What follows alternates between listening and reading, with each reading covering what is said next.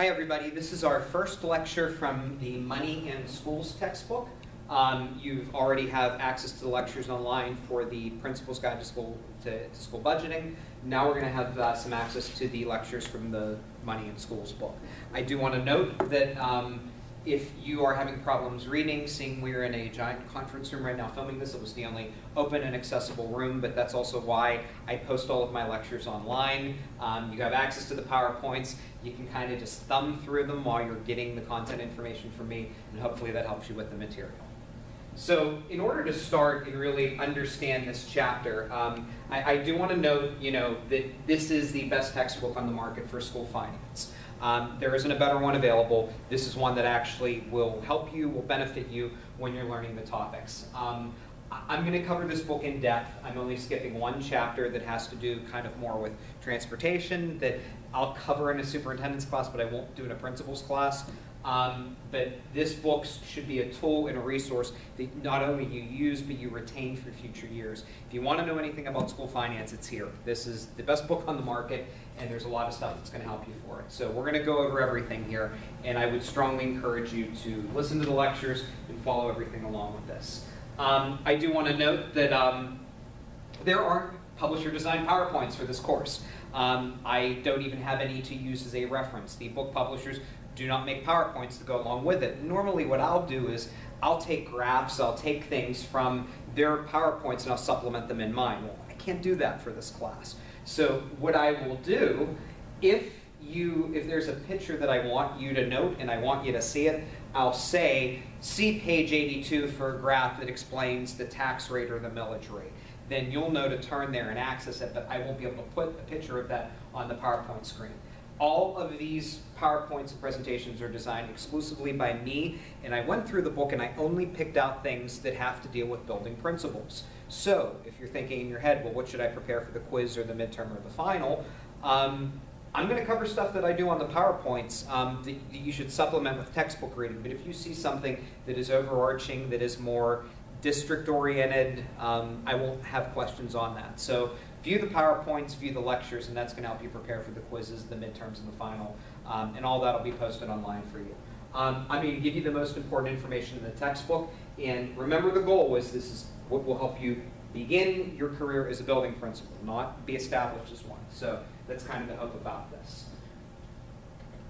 So our ideas, right now in this chapter kind of are, why do we have schools? What do schools look like? Where did they come from? What are they capable of doing? What happens when schools get more money, less money, that sort of thing? What are the direction of public schools? So I will normally do this in some of my other classes. I want to present to you kind of a history of public education so you sort of know where it came from and why we have public education in the United States. It's important to know that the authors say that schools are being ruined. They're very negative about schools, but I think they're right on a lot of the cases. Number one, the first thing that they said is we have incredibly radical people that are on the right wing, and we have incredibly radical people that are left wing, and they're unwilling and they're unable to work together, and that's destroying schools because everybody's doing their best interests.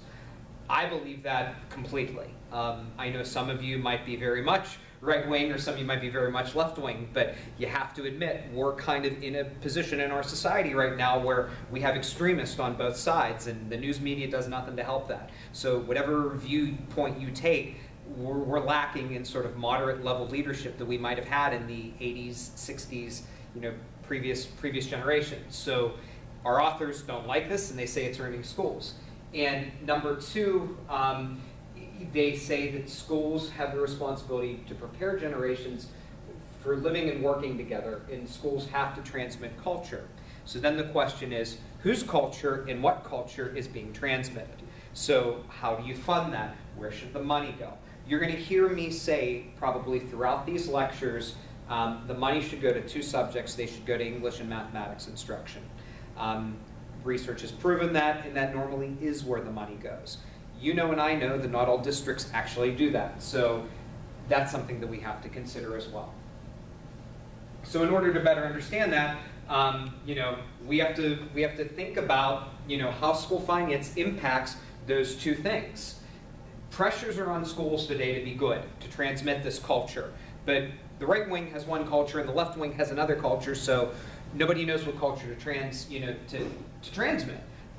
Schools aren't stable because there are external factors that are changing public education. Those of you that work in smaller rural school districts, you know that you might have a community leader or community influence that basically runs the school.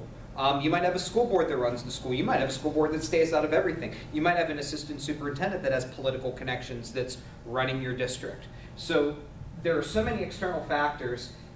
Schools aren't stable. They're as organizational entities. Each one has to be looked at differently, individually, and they're not stable. So school finance impacts all of that. So you have to understand that in school finance is something that you're going to see and you're going to have to do, and keep that in mind as you go through the material in the course. So I'm going to give you a brief history of the United States education system and our school system so that you can contextualize this while we're thinking about school finance. This will be quick. So basically, schools started in England. They were informal programs run by women from the community who had very little education skills. Women had to be single. They had to never plan to be married. Their responsibilities were basically living and dying for the school. Women owned a home, and then they were paid money basically to teach students, and the government funded it, the government faded it, basically supported it, and then they were restricted on what they could do, what they couldn't do, how they had to be in public, how they behave in public. But this was the origins of our school systems. They were informal, they were run by the community, there were restrictions placed, but they were government-funded schools. And that's kind of what happened in the United States as we moved into sort of this idea of apprenticeship programs. Schools were really done basically under trades. People were given a trade that they were told that they were going to do at about 12 or 13 years old. And guess what? They learned how to do the trade. They watched from masters. They learned what the masters had to say. And then they were trapped in that trade. I mean, this was basically, apprenticeship programs were basically the birth of tracking in the United States. You were told this was your trade, you're going to be a welder, you're going to be a blacksmith, this is what you're going to do, so therefore it's what you were supposed to do. So children became masters of a particular trade, but they did not get a well-rounded education.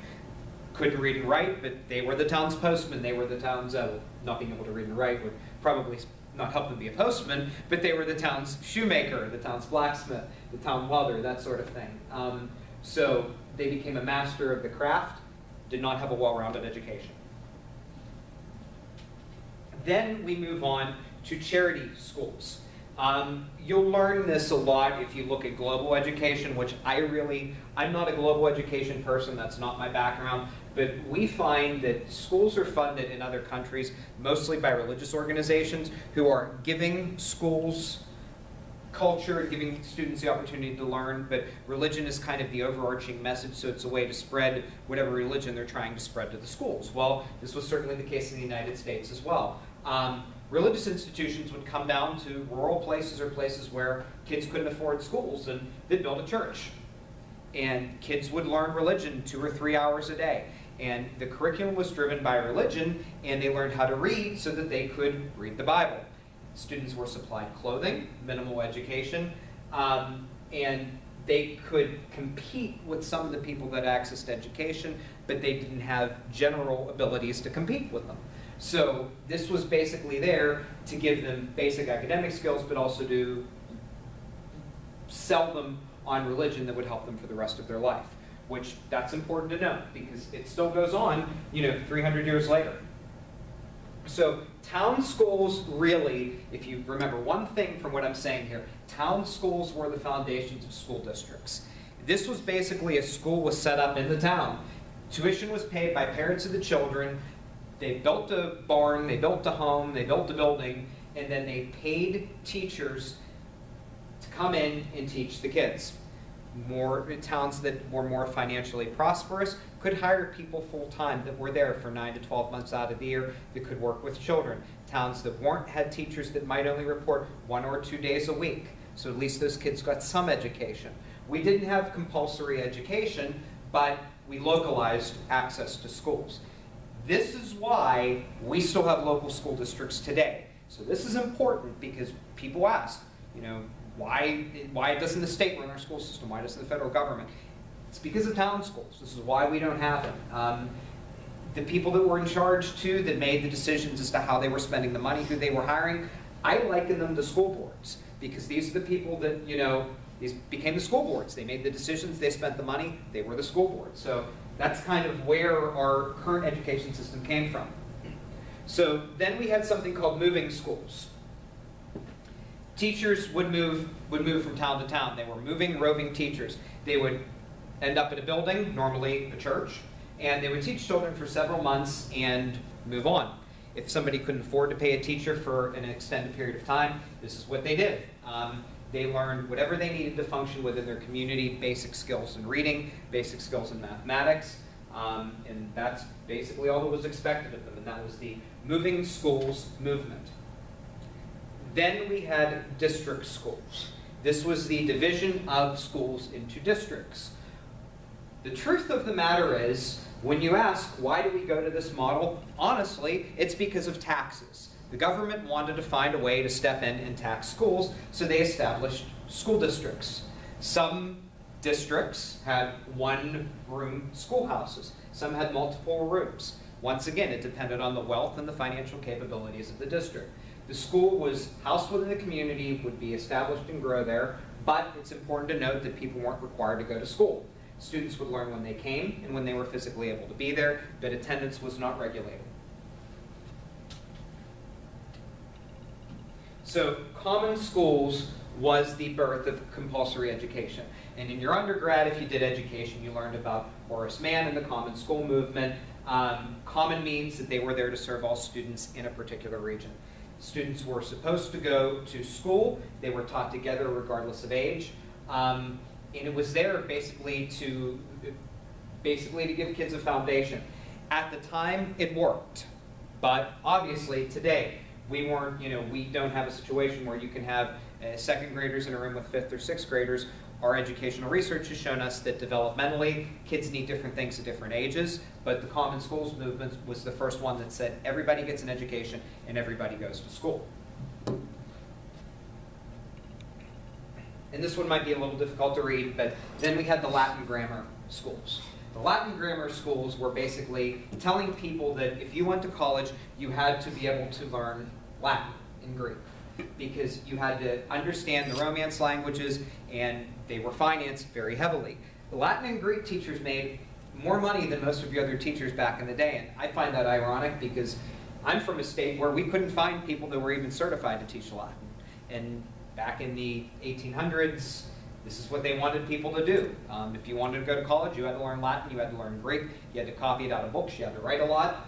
And this was supposed to be for academics and for religion. You learned academic skills, but you also learned how to be a student as well. What you're supposed to do, what discipline is, and it was a different approach. So this was the idea of the Latin grammar schools. So this was your trapped high school, we can call it. Then we had English grammar schools.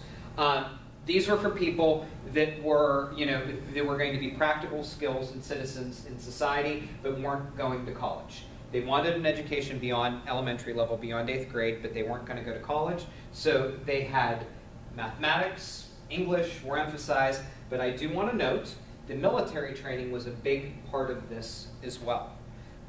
Basically was preparing to say if you're not going to college, you better enlist and go to the military. So the emphasis on schools was patriotism as well.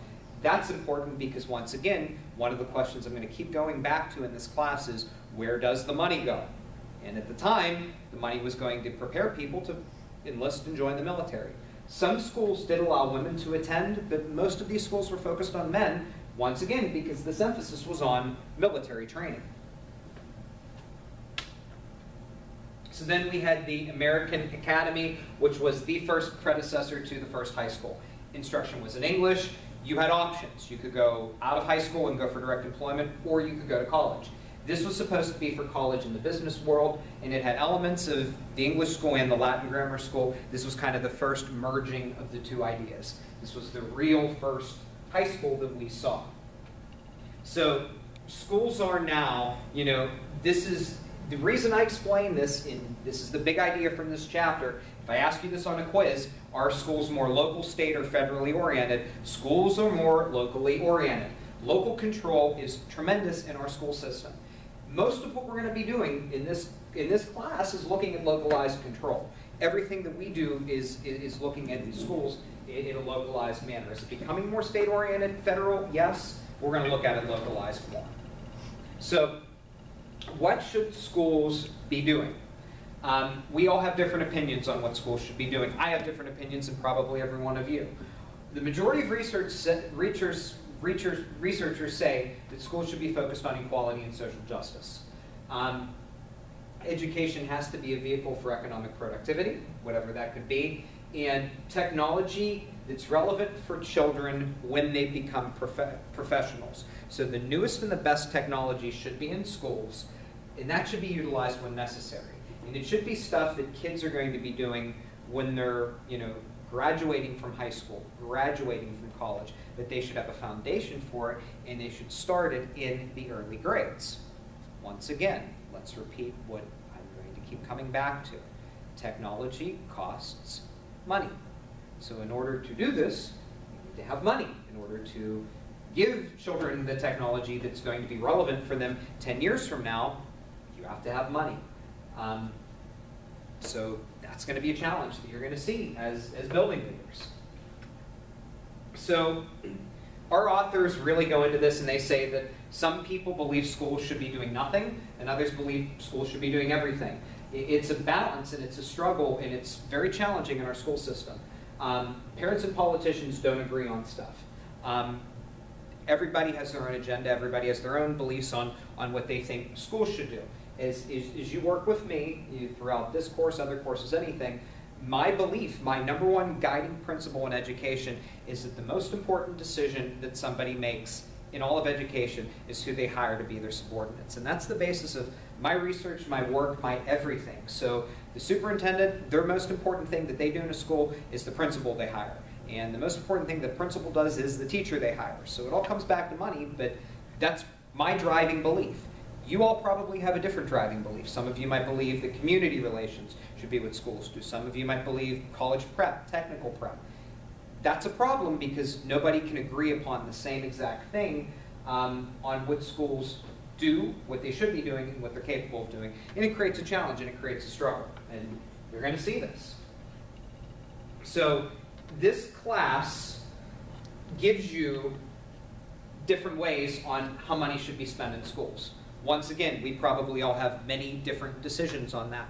I'm coming in with a context that I was a high school business, computer science, economics, and child development, which in my state was family and consumer science teacher.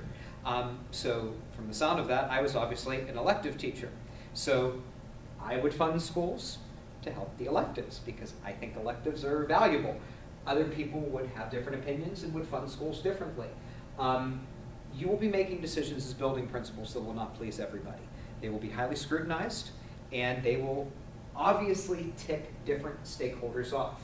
So this is why one of the missions is transparent as much as possible when we're talking about schools, funding, and budgeting. So, we have to look at the effect that money has on schools. Most education researchers haven't done this. This has come from economists and from business schools. It's basically, it's a production function education study, meaning that teachers teach, the function is students take a test, and then the results reflect on what the production is. So this is why we have results tied to high-stakes testing. This started in the 1960s, and it still exists today, and this is going to cause a problem in schools for some of you in terms of getting money. So some of the ideas that came out of the initial models of production function is student performance that has good output comes from a couple of different things. And this came out in 1964, and it is still relevant today. Number one, better teacher preparation makes better students. So at the university level, you have to prepare the teachers better and keep them current.